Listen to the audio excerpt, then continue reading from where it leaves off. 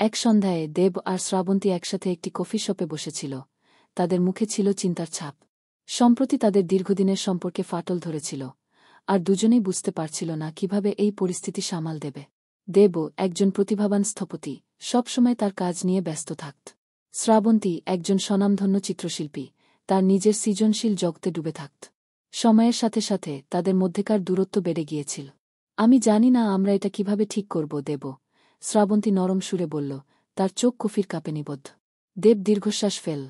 আমিও জানি না শ্রাবন্তী, আমরা কি সত্যি একে অপরের থেকে এত দূরে সরে গেছি? তাদের এই আলোচনা নতুন ছিল না। গত কয়েক মাস ধরে এমন কথোপকথন তাদের নিত্যদিনের সঙ্গী হয়ে উঠেছিল। তারা দুজনেই একে অপরের প্রতি ভালোবাসা অনুভব করত, কিন্তু সেই ভালোবাসার ওপর জমতে শুরু করেছিল অভিমান আর ভুল বোঝাবুঝির ধুলো। একদিন শ্রাবন্তী তার গ্যালারিতে একটি নতুন প্রদর্শনীর প্রস্তুতি নিচ্ছিল। তার শিল্পকর্মগুলো ছিল তার ভেতরের প্রতিচ্ছবি, তার সুখ, দুঃখ, প্রেম আর বেদনার বহিঃপ্রকাশ। দেব সেদিন অপ্রত্যাশিতভাবে গ্যালারিতে এল। শ্রাবন্তীর আঁকা ছবিগুলো দেখছিল আর মুগ্ধ হচ্ছিল।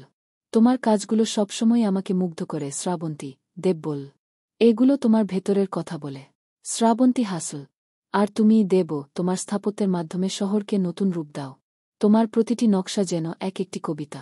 সেদিন তারা শিল্পের মাধ্যমে একে অপরের কাছাকাছি এসেছিল। তারা বুঝতে পারল যে তাদের ভালোবাসা এখনও বেঁচে আছে, শুধু প্রয়োজন একটু যত্ন আর মনোযোগের।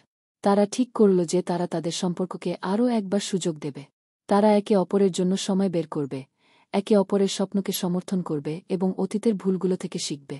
এরপর থেকে দেব আর শ্রাবন্তী প্রায়ই একসাথে সময় কাটাতে শুরু করল। তারা কফি শপে যেত, আর্ট গ্যালারিতে যেত, এমনকি লং ড্রাইভেও যেত। তাদের সম্পর্ক নতুন করে প্রাণ ফিরে পাচ্ছিল। একদিন সন্ধ্যায় তারা একটি রেস্টুরেন্টে ডিনার করছিল। দেব শ্রাবন্তীর হাত ধরে বলল, আমি ভাগ্যবান যে তোমাকে আমার জীবনে পেয়েছি শ্রাবন্তী। আমরা আবার নতুন করে শুরু করতে পারি। শ্রাবন্তী তার চোখে চোখ রেখে হাসল। আমরা পারব দেব। আমাদের ভালোবাসার গল্প এখনও শেষ হয়নি, সবে তো শুরু। তারা জানত যে তাদের পথে আরও অনেক বাধা আসবে, কিন্তু তারা একসাথে সেই বাধা অতিক্রম করার জন্য প্রস্তুত ছিল। তাদের ভালোবাসা ছিল এক অটুট বন্ধন, যা সময়ের সাথে আরও মজবুত হচ্ছিল। গল্পের শেষ দৃশ্যে দেব আর শ্রাবন্তী একটি সুন্দর বাড়ির বাগানে বসে আছে। তাদের চারপাশে হাসির রোল।